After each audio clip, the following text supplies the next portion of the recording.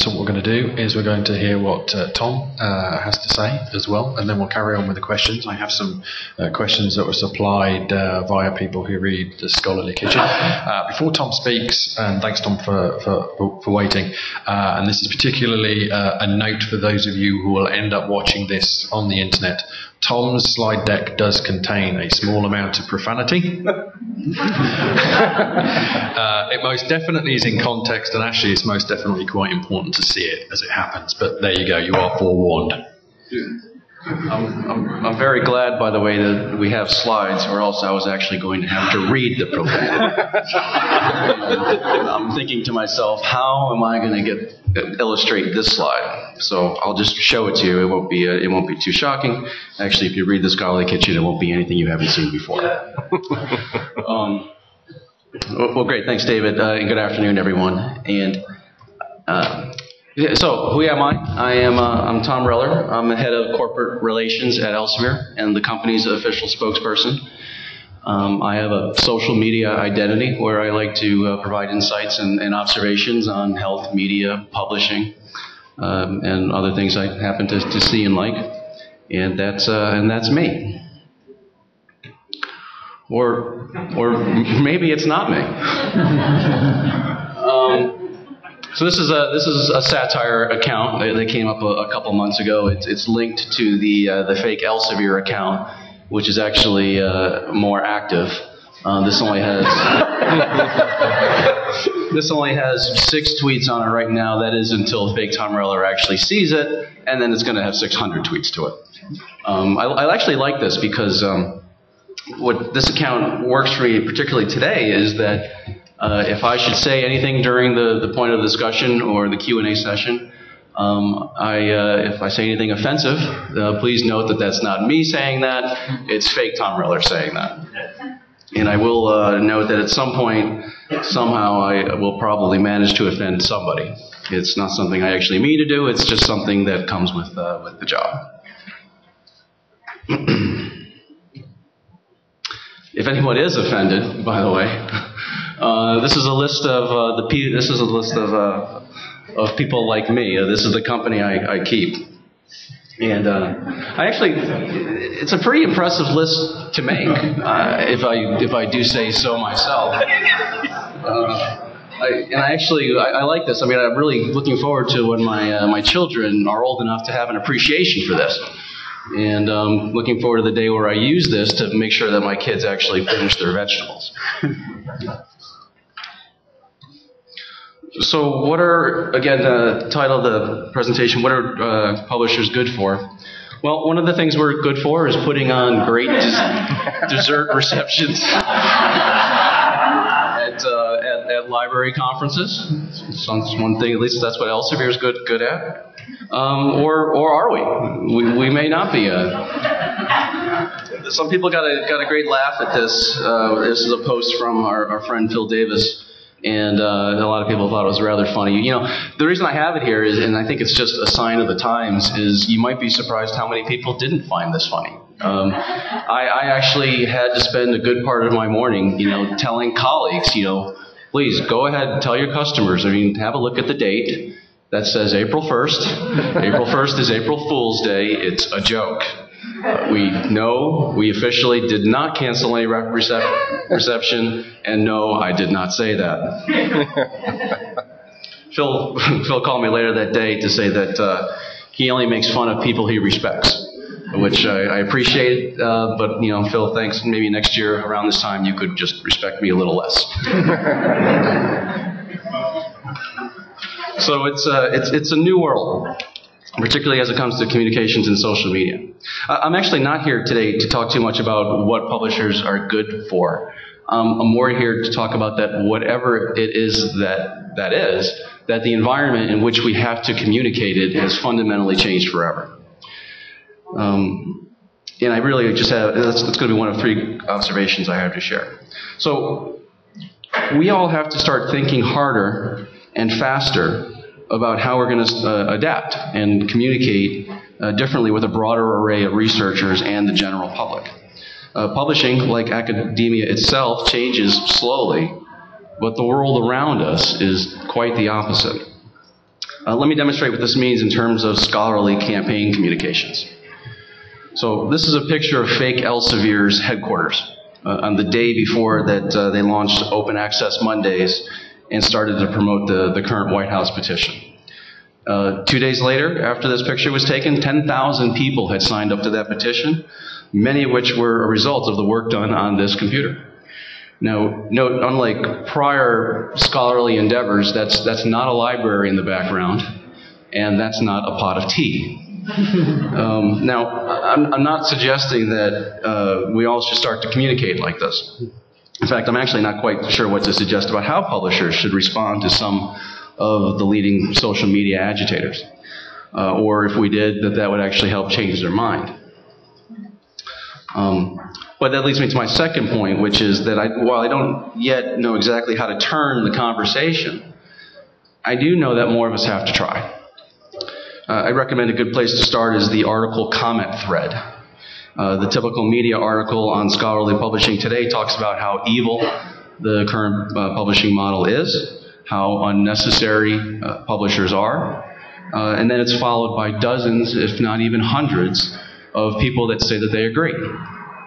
Well, we need more people to say that they disagree. And as a great social community as the SSP blog is, I actually happen to think we need to say more of it outside of the kitchen. The publishing community has to spend less time telling itself how valuable we are and more time telling everyone else. There are a lot of new reporters and a new general public learning about our industry for the first time. And the volume of misinformation overweighted against us is absolutely enormous. So we need broader engagement from those who understand the issues to help balance the scale. And think about it. What publishers do, particularly even the society publishers, is more important than ever for all the reasons we're familiar with regarding more unreliable information being available. If the general public loses trust in the quality and reliability of science that we in publishing provide, then that's when things actually really start to go bad.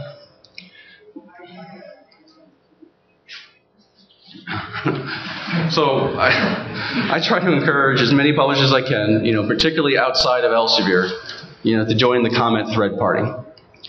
Engage, talk, and listen to people who disagree with you.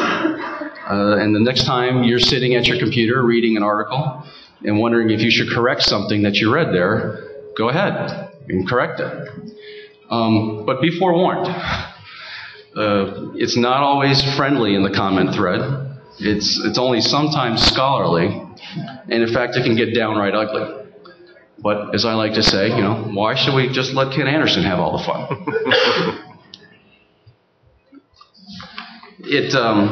And for as rude as some scholars can be on social media channels, trust me, it can be a lot worse.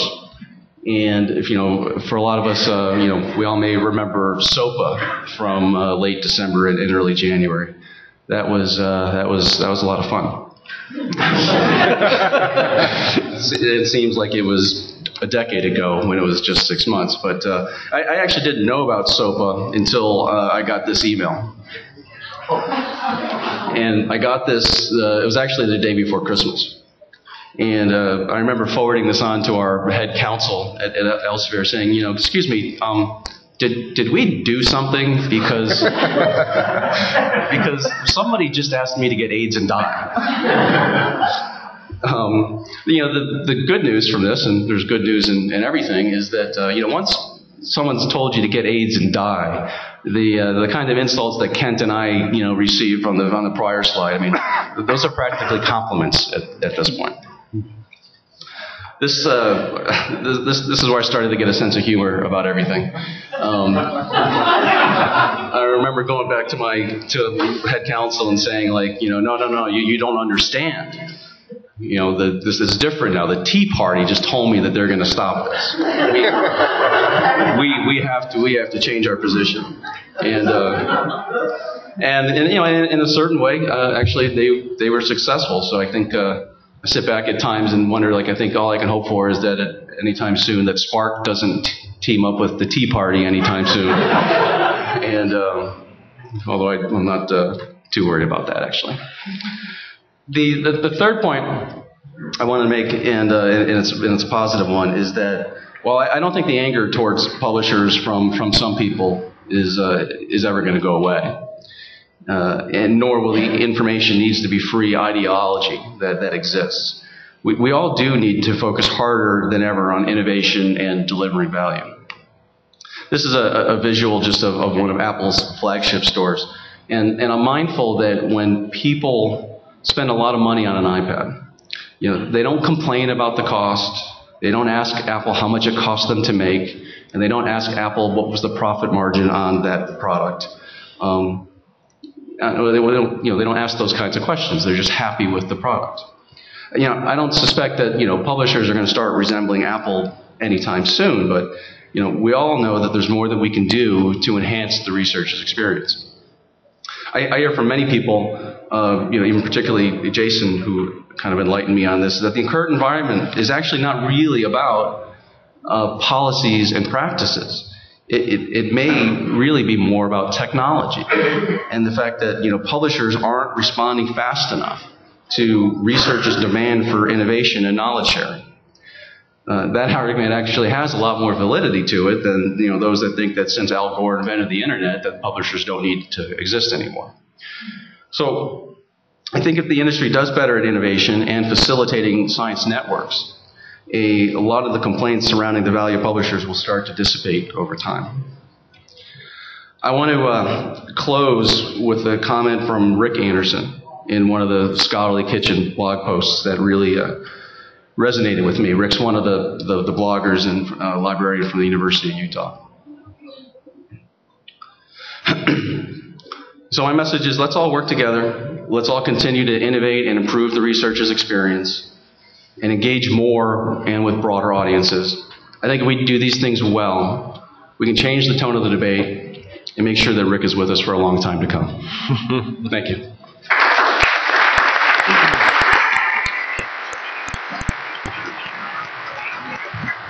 Okay, so we've managed to make it finally all the way through the presentation, so thank you for hanging in with us there.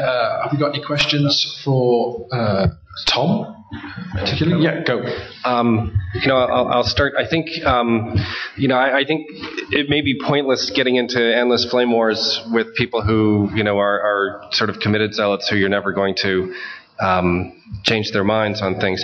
But I think you're right in that we do a terrible job communicating who we are and what we do.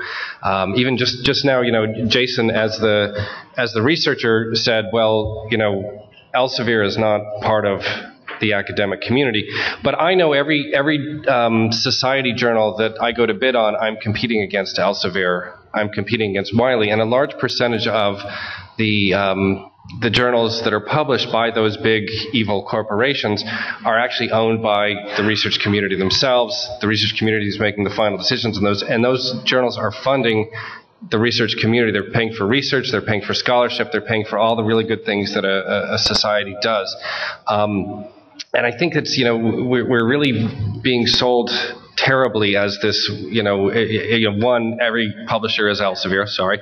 But two, that Elsevier is strictly, about shareholders. That the fact is that a lot of what Elsevier publishes are, society-owned journals. And I think we need to get better, get across the nature of how we are part of the community. I think one of the real problems is just the way we present the journals. If you go to, a Science Direct journal, you see Science Direct, and then maybe there's a little tiny thing here saying, oh, published on behalf of the society, and there's a link. Or Wiley Online, published on behalf of, maybe a logo there. So one of the projects I'm trying to do now is to really just visually change the nature of the journal to present the society who owns the journal front and center. I have a couple slides. Do you have the I mean, I can just show you one good thing we just started. It should be the SOT one here. Is to really try and blur the line between the formal literature and the activities of the society itself. Turn out momentarily. And I think it's an important it's an important thing for us to think about,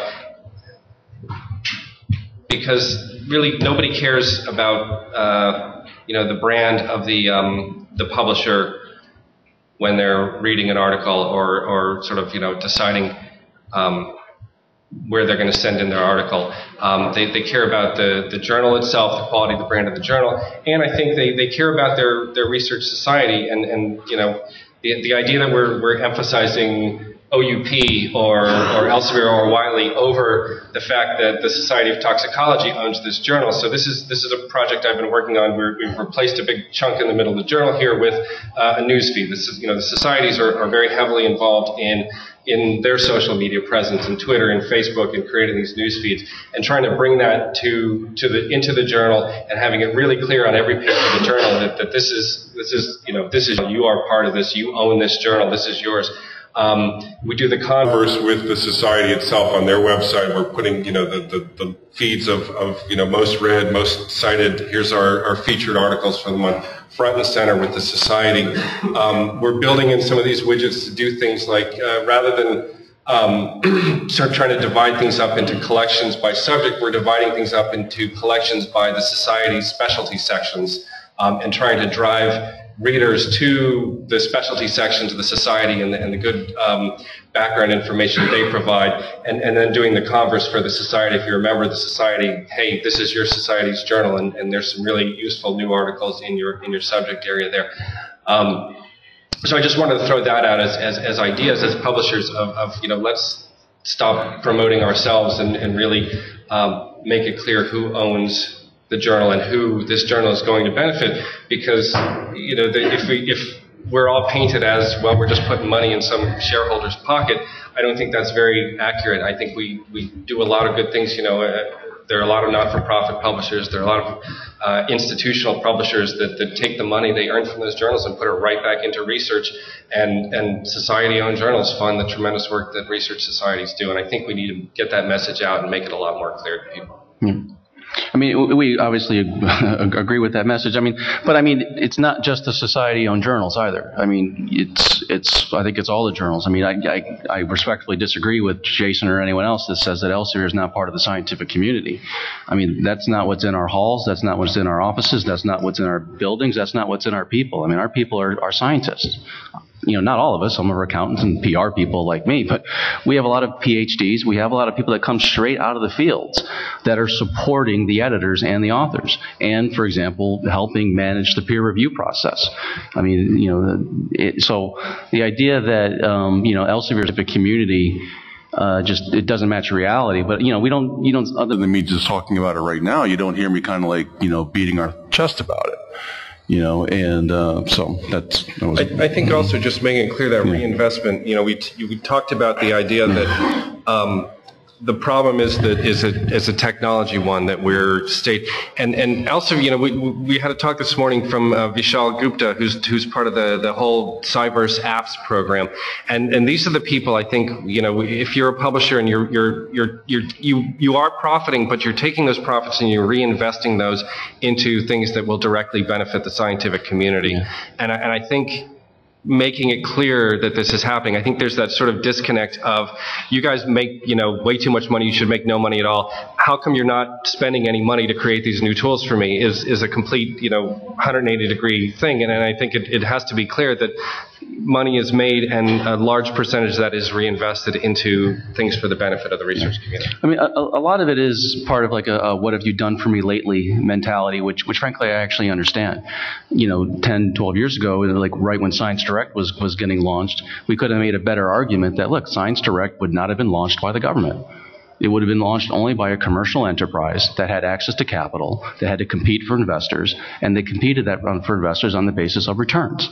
So we get better access to credit, which allows us to invest in the business and build things like Science Direct and improve the researcher's experience, and everything's great. Now that was the largest big innovation and big expense investment that we made. Now we're kind of more focused on the apps thing, and I think you're right. And that was where I closed the point. And my speech is that it's not. I think it is more about technology and the investments and doing these things to provide the researchers with the things that they have or the things that they need. And then if we do that well, a lot of this kind of calms down a little bit, I think. Anybody got a question? Yeah, at the back there. I have a question for Jason. In the slide where you're talking about the future possibly being decoupled journals, where the scholars sort of sources each activity or service. And that just brought me back to David's point in his original presentation about why would a scholar, why would a researcher want to spend his or her time doing that with I am a publisher, and I think about the years it's taken to build the network of people who know how to do this. And then also the overhead of spending the work, collecting it back, paying the bills for the work. And if I didn't get paid a salary to do that specifically, I don't know why I ever do it. So why would a researcher or a scholar, well, why is that appealing on the face of it? Yeah, it's a fair question. And I definitely don't discount the idea that some people might be attracted to the idea of a one-stop shop, right? Where they say, this is what you can do. I think that they're going to want maybe more choice in that one-stop shop. They might want a silver, gold, or bronze package of what they get. But I can relate my own experience, right? So I published an article recently on this decoupled journal idea, actually. And so the journal was being kind of pokey in publishing, which I don't have much patience for. So I said, well, look, do you guys mind if I put what I wrote on a Google Doc just out there, and that way at least people can see it while we wait for y'all to get it through peer review or whatever? And they were really cool about it. Like, sure, yeah, why not? So I put it on a Google Doc, and it was amazing. Like I got tons of reads on the Google Doc. I got lots of great comments, a lot of stuff that I missed that the peer reviewers didn't point out later on, but the people who were reading it pointed out. And I met a guy who's really big in my field, Johan Bolin, at a conference, and I was like, oh man, this guy's so big, I'm so excited. I'm just some goofy PhD student. I get to talk with this guy I really admire.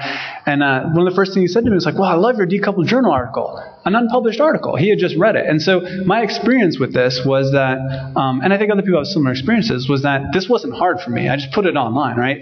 And the people who cared about it, the like 4 people in the entire world who give a crap about what I do, those 4 people were able to see that really easily because they're part of my network, right? They're either email networks or listserv networks or Twitter networks or whatever. That effect is only going to grow as people become more involved in social networks. It's going to become easier and easier and easier to get the right people to see what I produce. And so when I say decoupled journaling, maybe it makes it sound like really complex and confusing, and that wasn't my experience. And if, for instance, I wasn't a native English speaker and I said, well, I want to post my Google Doc, before I do that, I'd like it to get looked over by a native speaker. It doesn't have to be a really complex or heavy operation, I think. Okay. So we have some society people in the room, and so earlier on we were having a conversation about the triangle between researcher, publisher, and the scholarly society, and the issues of getting out the right messages. Any of you feel brave enough to stand up and have some open thoughts as to how that process works? Because it seems to me, standing from the sidelines somewhat, that the conversation is currently happening between a cadre of active researchers with maybe legitimate points, maybe not so legitimate points, but whatever, and the publishers. And yet there's this other function that's sitting there that is in part facilitated by the publishing process, right, which is the scholarly research society. And you're seeing this thing from the sidelines as well. So do you have anything to contribute to this open debate? Anybody brave enough? Go. Well done. Thank you, sir. I'm with the American Chemical Society, the Publications Division, and I think we're fairly unique in the publishing world because we are a large scientific society, nonprofit, and we have a large publishing program. One of the things in Jason's presentation that kind of caused me to sit up and take notice or take exception to was the fact that it doesn't seem like what you're proposing gives or would give, in my particular case, young chemists a chance to be discovered. Because your universe is fairly small on what you're saying, but organic chemistry may be hundreds of thousands of researchers across the world. So how does a PhD student who's looking to get published and gain traction in publishing, get that under this system that you're proposing. Because as a scholarly organization, we are as interested in advancing science and advancing the careers of chemists as we are in publishing.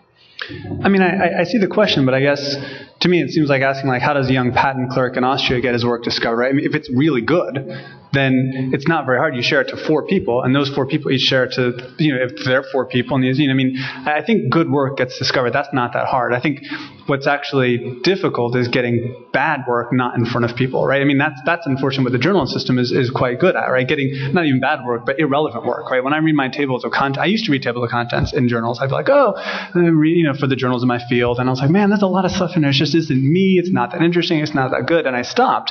And so all I do is read my Twitter feed now, and everything that I used to get that was good is in that feed, and then also a lot of stuff that I never would have discovered. And I think it's not so much saying, let's tear down the system and build a new one. That's not going to happen. That's never going to happen. What's going to happen is researchers are just going to gradually say, that time I posted my article as a Google Doc, all the people that needed to see it saw it. Maybe that's good enough for this particular thing, right? And it starts out at the penumbra, it starts at the edges, the stuff that I wasn't sure I was going to publish anyway, and then that stuff ends up, being useful. And I think eventually, the center begins to erode, and then that takes at least a decade, no question about that. I mean, the current system is very established and it works quite well. But I think those young scholars like me, will find it much easier to gain an audience instead of having to fight through a peer review system that's also often hostile to new ideas, especially because it's anonymous. I think they'll find it easier to say, let me just get it out there and get it to my network, and if it's quality work, it's going to get out to their network as well. That's been my experience. I think it's been an experience of a lot of people. I think GitHub publishing is something that's really fascinating. A number of scholars have started to publish on GitHub, which is a repository for open access software, open source software. So they publish their paper on GitHub, they publish the code that they use to do the analysis, and they publish the data. So you have this holy trinity. You start with the data, you run the analysis, and that spits out the paper. So you can actually run the paper from data all the way to prose. It's replicable. If someone doesn't like it or they think they can improve it, the lovely thing about GitHub is you can what they call fork it. So you can say you make an identical copy on your own repository, change whatever it is that you want in the code, and then ask the author to pull it back in. And in software, this works really well. What ends up happening is a particular piece of software will have a bug. Someone will fork it, fix it, and then they'll ask the original author to pull it back in. Either the author does, in which case the software gets better, or they don't, in which case the new fork is better than the old one, and that one tends to attract the work. Now, for that to happen for scholarship, we would need a lot of big changes in how we do attribution, how we understand contributions. I admit that that's going to be a long time coming, but I think it may come. And I think, like I said, for young scholars who have new and interesting ideas, I think it may be a particular benefit. David? I think, you're right in that the exceptional does get noticed, and if, Albert Einstein's paper would get picked up on Twitter pretty easily. The problem is those are rare and exceptional papers. There's a lot of average science that gets done by average scientists, and that's the bulk of what's out there. And I think the problem is a lot of these networks tend to focus on the great papers or the sort of sensational, here's how bats have sex with one another papers, the infamous PLOS example as their most read paper of all time.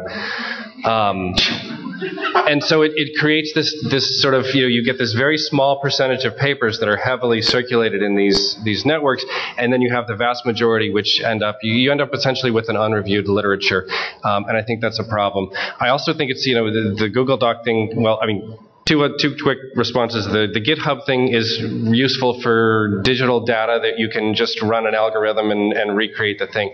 Doesn't work so good about a patient study or a line of fruit flies. Those are expensive to create and time consuming to recreate. You can't just run the experiment again, for 1,000 cancer patients.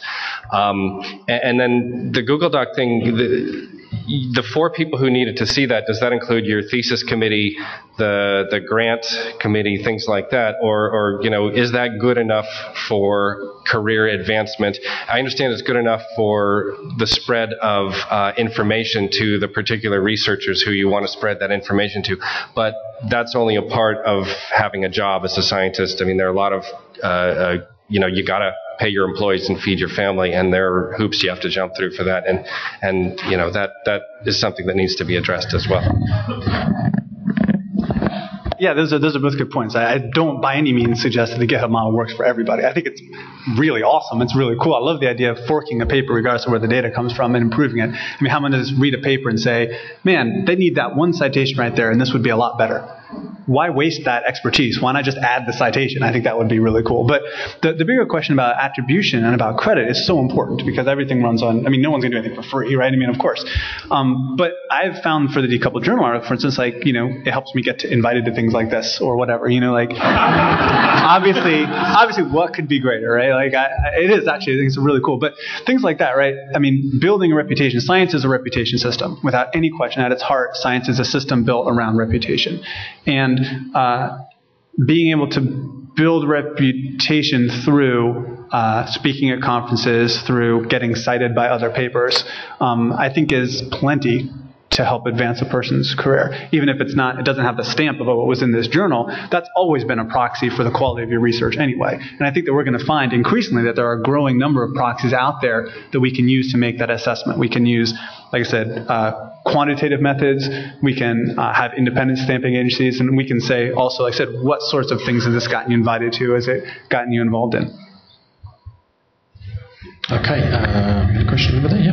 So actually it's more of a comment, and I have to say that I'm from Elsevier, so that out there. And also that I'm a society publisher. I worked there in the society publishing world for more than my time at Elsevier. And like the gentleman from the UK, the societies I said at Elsevier are more about the societies and more about the journal brand. And my point is here that it's really the journal brand, whether it's society-owned or the Lancet, which is another Elsevier journal, and the New England Journal of Medicine, that really mean and stand for something. You know, the imprimatur of peer review is one thing for which they stand, but they also have their own individual personalities. So the American Heart Association journals more basic science than the ACC's, which is more clinical research. And I think that those distinctions are really important for the scholars who publish in those fields, and they're part of something that the publishers help establish on behalf of those societies and define for those societies. I also think that we make a mistake when we draw a conclusion about all of the societies on whose behalf we publish as being researchers. There are many of them that are made up of clinicians and practitioners. And what publishers do for them is help draw out the information that is the application of that research to help improve patient care, patient outcomes. The tools that we're defining and building now are very different. You know, journals are no longer passive dissemination of literature, and many of the publishers in this room have designed new tools that deliver this powerful need of clinicians. And I think that, you know, we need to emphasize that that's part of what publishing is about too. Not just dissemination, pushing a button, but giving the right information at the right time, at the right moment to a clinician in clinical practice. I mean, that's invaluable in terms of improving patient care. So I think publishers have to do a better message around how it is that that's what we're about. I mean, Tom talks about what it is that we are as helping researchers as part of the scholarly community. The fact that the journal is now an interactive player in defining and improving healthcare outcomes because of what publishing does, tremendous value. Tremendous. And you can't forget that whether you work for the Lancet or the New England Journal of Medicine or Journal of the American Medical Association or any of the societies that Okay. Go ahead.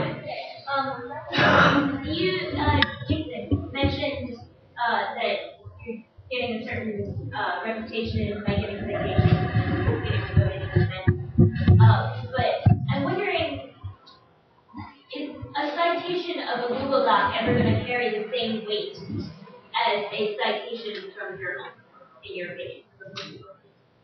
So perhaps I was unclear. I'm not saying citations from other Google Docs. I'm saying citations to my Google Doc. And I think there the question is simply who has cited it, right? I mean, the question is always who says your work is good.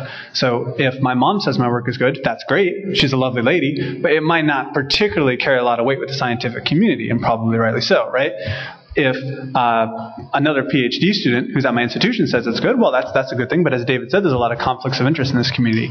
If a journal brand says it's good, that helps a lot, and a journal brand carries a certain amount of weight. But statistically speaking, we know that even the top journals carry a lot of articles that aren't very good, and that don't get very cited, and the citations they do get are likely simply a side effect of the journal brand. If, on the other hand, we can get a particular person who we know is the world's top expert in whatever it is I do, and I'm not even sure myself, if we can get that should carry the most weight, I think. If we can say, this person has a Nobel Prize in whatever it is Jason does, right? And that, I think, is the thing that will carry weight. And regardless of my dissemination channel, no one's going to care how I print it or where I print it. I mean, a classic example is like the Watson and Crick paper, right? I mean, like the classic, the epic-making paper in biology, right? Not a peer-reviewed paper. It appeared in Nature, but no one cares. It could have appeared in a broadsheet tacked on the door of a church, right? I mean, like, the fact is, it changed the world, and it changed all the research came after, right? Good papers, I think, as David said, have a way of getting out. Average papers have a way of looking average, and I'm perfectly okay with that. I respond to that. Yeah. My immediate thought then goes to Wikipedia, which has a lot in common with things you say. It's contributed to by the community. It can be updated constantly with information. It can be updated by experts. But the experts have just as much weight as people that are just going in and changing it for fun. And we, as just a general reader, don't have much of a way to tell the difference. And my worry is that it would be the same way with the decoupled publishing technique. Yeah, well, I mean... To lose sight of what they can find credible. Yeah, I mean, I certainly, I mean, like, I think those applications which do not consistently deliver high-quality research to people will cease to exist. That's true in the journal publishing world. I think that will be true in the post-journal world as well. If I go to someone's application and say, hey, give me the best work, and instead I get stuff that was ranked by people's moms, well, it's not very good, and I move on to somebody else who can actually provide me with really quality work. So I think when we talk about this sort of algorithmic approach to assessing quality, and we say, like Google does, right, PageRank, we say the votes of people who have more votes should count for more. I think that's an entirely scalable way. I'm not suggesting that Wikipedia should be the model for scholarly communication. Wikipedia is awesome. I really like it, but I don't think it's the model for scholarly communication because I think experts' votes should count for more. In fact, they're the only votes, right? I mean, when it comes to assessing science, journals, editors, and no one can assess science as well as the top scientists in that area. By definition, they're the people who are at the forefront of that research. So journals have been our best stab thus far at connecting the opinions of experts with the output of other experts. I think that's the paper era solution. That's the 17th century solution. But I think instead of using the best technology that we could design with 17th century technology, I think we're increasingly going to turn to the best technology of the 21st century. Many journal editors are top researchers. Well, yeah, absolutely. Right. And I'm saying by virtue of being editors is not enough. Yep. First thing, Ken, just to follow up with Jason, I'm unclear how you're going to distinguish between metrics that approach quality and quantity. So, for instance, you're all correctly going on, and I've been in the research field. There are cliques or groups. I don't even want to use the word gang. You haven't seen research so much. So if you're just going to go look at, the question I have is, how are you really going to figure out that it was even a Nobel Prize winner? That's a lot. That might be some effort, and as opposed to people that are colleagues who are friends who make supportive statements that are really rather not informative. How do you drill down and really get a true measure of quality, 20%? That's a wonderful question, and it's one of the fun things about this field is that it ultimately is an epistemological question, right? I mean, what's the difference between a gang of people who all seem to say the same thing and a group of experts whose opinion has gradually converged? What is to keep us from saying that climate change, well, that's just a big chummy group of people who all agree with each other, and many people will say exactly that. Or other people say, well, no, it happens they all agree because this is what the world looks like, and that's what happens, right? So it's an interesting question, and like I said, ultimately it's epistemological. I'm maybe not smart enough to solve that question, but I think the more basic question of how can we aggregate the opinions of top experts, that I think we can solve. And I think that's the one I would tend to focus on. I think the other interesting thing about that question is, I think I'll stop. I'll go for it. I mean, I just have an observation about all of this, which is and actually one of the reasons I really appreciate Jason is to a certain extent, because actually Jason acknowledges that it's too much. Well, but you talk about post-journal world. Because what I see in the middle all the time is that debates are framed by people at the extremes, right? And it's hard for too many people to discuss the future without obliterating the current. And the reality is somewhere in the middle. It's like, so what you're kind of hearing here is like, yeah, you're going to get questions. How's this going to work? How's this going to work? And actually, those questions are fine, and the ideas are fine. I think the reality is that there's room for all of this. You don't need post-journal world to do these things. And actually what the question is, like, publishers need to facilitate these kinds of things. And we've talked before, some people say, like Cameron Nealon might say that, publishers have to monetize this because his thesis is that the current model is doomed. Whereas we look at it and be like, I don't think anything's doomed. We have to do more things. We need the Jasons, of the world to believe in publishers. Jason is and the people, the technologists are the future. We have to communicate with them better. Where the conflict comes is where too many of the technologists come at it, and like I said, this is where I said you don't come at it this much, is that you publishers are evil, you're old, you must go, it must be replaced by this system. And it's just not going to, the better conversations happen in the middle. Yeah, I'll just to further emphasize, there's an attitude of this is certainly inevitable, and I don't think anything is. And I appreciate Jason's approach in that he's willing to say, I don't know, we have to figure that out. And I think that's the thing. And your question of these alt metrics, and I've written about it in the Scholarly Kitchen. We have the low-hanging fruit right now. We have, it's easy to collect downloads, it's easy to collect tweets, it's easy to collect these things. Just because you're able to collect data doesn't mean it's meaningful data. If I'm measuring, trying to get the average height of people in this room, I can collect data on what everyone's eye color is. Well, that's easy to, I just go, you look at you, that's easy to collect. That doesn't really tell me much about height. And so what we're looking for are ways to measure impact, quality, things like that. And a lot of the easy metrics are things like, popularity or attention. And those aren't necessarily the same things. And I think there's work to be done. And I think, Jason is the first person to acknowledge that, is there's more to be explored here, and there's great potential. The real simple, obvious things, we've sort of hit the point of, okay, we've tried a lot of the simple, obvious things, and they're not necessarily giving us the complete picture that we want. We just need to keep digging and find better ways to measure. Yeah, and it might be a good point here to mention some of the research too. Also, with my PhD hat on, I do a lot of research on these sort of social media. So I've done research on Twitter, and I've said, for instance, what does it mean when someone tweets something? I'm really interested in that. When a scholar tweets an article, is it just like, lol, article, or is it meaningful to them in the way that a citation we expect is meaningful? So we've done a lot of interviews, and a lot of scholars have told us things like, it's like a jury. I feel like the jury is my feed, and they're pre-selecting what I'll like. To me, that's pretty significant. It's like, wow, if I pay attention to tweets, then maybe I'm paying attention to something that people care about. We've looked at Mendeley, which is a social reference manager like EndNote or something.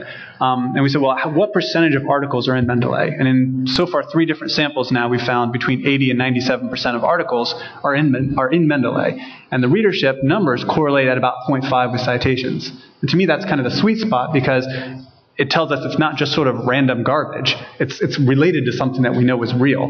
But at the same time, it's not identical to citations, which would kind of make it not so interesting. You'd be like, well, why not just do citations? So I think the research is starting to show, and I think Dave is absolutely right, we need much, much more of this research. Very controversial article on Scholarly Kitchen was Günter Eisenbach's piece on tweets, where he found, and we could discuss it at great length, I'm sure, the methodological issues of this, but certainly interesting data suggesting quite strongly that early Twitter activity predicted, at least in some specific cases, later citation activity on articles. Again, we're starting to relate things that we know are measures of impact with these sort of new metrics. I think as that research continues, I think the research community is going to start to pay more and more attention to these all metrics. And David is exactly right. We don't know what they mean. Fascinatingly, we don't know what citation means. There's decades of citation research in my kind of subfield bibliometrics where people say, what is a citation? Is it an acknowledgement, as Merton would say, a pellet of peer recognition? That's kind of the assumption that we go on, but we know from the research that in many cases it's actually a social act that has to do with acknowledging one's advisor because one simply must. It has to do with cloaking oneself in the guise of respectability that comes from citing an expert in your field, right? There's all sorts of rhetorical acts that come with citation, just as much as those things come with tweets. So there's a lot of muddiness and there's a lot of gray areas. And I think that's what makes it a fascinating research field. That's not to say that it can't be useful, even though we don't totally understand it. Got time for one last question, and then I'm going to do a very, very, very quick wrap-up. Kent. Just a clarification. Einstein worked on his paper for a long time and fought to get a sponsor to help him submit it to a journal. It wasn't like it was just a found gem and he threw it out into the world and we all discovered it. He knew how important it was to be in the right venue at the right time with the right contribution. And the Watson Crick paper is a mess. As far as the politics and sexism and everything that went on around that. Well, it should be so I mean, it's really, it's part of what I think publishers provide is continuity as well. We train editors. Believe it or not, they need to be trained. Some of them are great scientists and terrible editors. They need to learn the ins and outs of peer review. They need to learn the ins and outs of the legal process. But I don't want us to forget the history of these important cases either, because their histories are part of what makes them important. Absolutely. If I could just respond real quick to that. I mean, clearly, the X-ray diffraction work was essential in the Watson-Crick paper, and that's its own sort of thing. But in the Einstein paper, one of the things I learned recently about this was that German journals, at the time, physics journals, had acceptance rates of something around in excess of 90%. So pretty much everything that got put in journals got published. And Einstein was the first time he was ever rejected by peer review. He simply took his paper elsewhere. He said, I don't know what this peer review thing that you're doing is. I don't know who these people are. I'm just going to go publish it where I know I can publish. So the ideas of peer review that we have, I guess the point I'm making is I think there's a lot of ways to do this. And we've fallen into a particular way, which is in many ways a great way. No question. I'm not by any means suggesting, but there are a lot of alternatives out there too. And I think what's exciting about the current atmosphere is that I think we're getting someone mentioned a Cambrian explosion of metrics. I think we're seeing a time of great creativity and innovation with playing with new models of publication, and most of them are going to fail. But I think a lot of them might be really successful. Okay, thank you. So a couple of things. If you remember, and any of you who were reading Scholarly Kitchen a couple of weeks back, I did ask for online question submissions. We didn't ask any of them particularly directly, but I actually think we covered an awful lot of the subject matter that was in those questions. We'll have a little think about how we can actually put those questions out there for people to take a look at. I think the other thing I would say, just as an observation listening to all of this has been a 90-minute discussion. I think it's been a fantastically informative discussion, but I think it's a starting point. I think Tom's point about how we figure out about how we get our messages across, whatever those messages may be, to the communities that we serve are vitally important. And I think we're doing, actually, frankly, bluntly, a terrible, terrible, terrible job of that. And we need to wise up and figure out how to do that better. And I hope places like the SSP will be where we can have those debates and discussions and thinking about how we do a better job of that, because I don't know how it happened. We've done some fantastic things over the years, many fantastic things over the years, and somehow we're missing our targets, and we need to go away and have a good long think about that. Tim O'Reilly coins a phrase about watching the alpha geeks. That's what they look like. Okay? All right? And I think it's really important that we get them to places like this so that we can engage with them and they can engage with us. And trust me, Jason's going to go away and write a bunch of stuff about this, I suspect, through his various media. Thanks very much to the panel. Thanks to Jason, thanks to David, thanks to Tom, and thanks to you.